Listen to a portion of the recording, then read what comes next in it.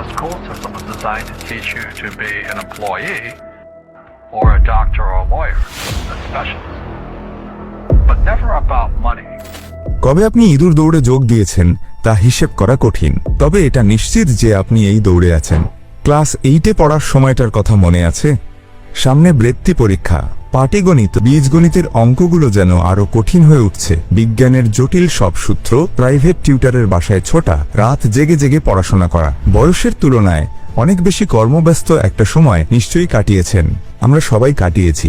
তখন হয়তো অভিভাবকেরা বলতেন, এই তো আর কয়েকটা দিন, বৃত্তি পরীক্ষা শেষ হলেই জীবন একেবারে শান্ত হয়ে যাবে। জীবনের নানা সময়ে এমন কথা আপনি অনেকবার শুনেছেন, অনেকের মুখে শুনেছেন। এসএসসি পরীক্ষাটা দাও, কলেজে উঠলেই স্বাধীনতা, একবার ভার্সিটিতে চান্স পেলেই জীবন আনন্দে ভরে যাবে, জব লাইফে ঢোকো, নিজের টাকায় আয়েশ করার মজাই আলাদা। শুনেছেন নিশ্চয়ই। আজ যখন আপনার বয়স 30-এর কাছাকাছি, তখন কি এই হিসেবগুলো মেলাতে পারছেন? কি মনে হয় এই সময়গুলোর মধ্যে কোনো একটা সময় কি জীবন একটুও সহজ হয়েছে, সুন্দর হয়েছে? হয়নি, আর হবেও না।